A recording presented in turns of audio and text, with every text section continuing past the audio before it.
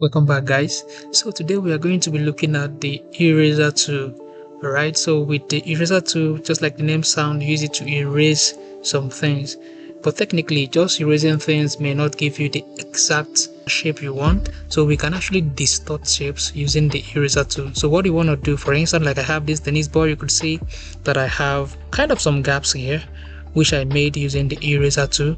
Now I'm going to teach you how to achieve something like this. So you have to select the object and quickly go where we have the eraser tool here.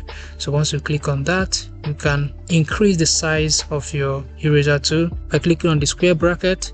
Right, with the square bracket you either increase or decrease. Increase or decrease. So if I increase it to this side, you can see when I click anywhere, see this shape disappears. Right, that's what eraser tool should do to clean stuff. But I'm going to undo this, Ctrl Z, and I'm going to reduce the size using the square bracket. So I have that. So if I want to make this line, I will just click and then drag. See, I've made the shape. Click and then drag. You could see right now that this object kind of looks like a tennis ball, right? It looks like a very nice tennis ball. And I can decide to give it different colors than the rest, and that will achieve something that I want. All right, so you can see that. Of course, here it looks like a gradient. I'm gonna use my eyedropper tool and then pick this color. You can see the gradient just happened here, and I'm gonna get my gradient and then maybe slide all through here. Yep, this is looking okay. So I'm gonna select this particular one again and do the same thing. Go to eraser tool and distort this part, right, until you just get what you want. Okay, instead of just erasing an object, you can leverage on this tool to change your shape. Now let's try this egg. Let's say this looks like raw egg, and I want to distort the shape of this egg. I can still use my eraser tool to do this. There are still some other tools here that you can use to achieve this same thing, but I find eraser tool comfortable when it comes to distorting shapes like this. So I'm going to get the eraser tool and then I'm going to increase the size using this square bracket. Now you see that? See what's going on?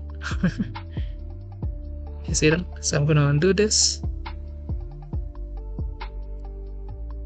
Yeah, so that is what you can achieve with this. Let me just try to randomly make some kind of shapes here.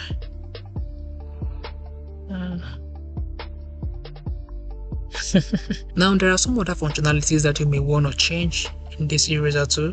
When you go to your eraser tool here and you double click on this, you're going to see some options. We have the angles, roundness and size. All right, so if I reduce the roundness, you could see that it's formed like an ellipse shape, but if I make it 100% roundness, it makes a circle. So if I have it this way, let me just quickly undo this a bit so that we can get what we're talking about. Double click on this, let me change the roundness to this, hit OK. So you can see if I'm distorting my shape, you can see what it's giving it. So I'm at liberty to change this. You can do whatever you want to do. Let me undo this again. Double click on that, change the size. Of course, we've kind of seen that we can use the square bracket to increase or decrease the size before. So let me just decrease it with the square bracket and increase it with the square bracket. So you can actually do that there. Let me double click on this. Let's check the angle. Now this is angle 0 degrees. So if I increase it to, say, let me just make it 90 degrees. Yeah, and hit OK. So you can see it turned up. Let me reduce it using the square bracket.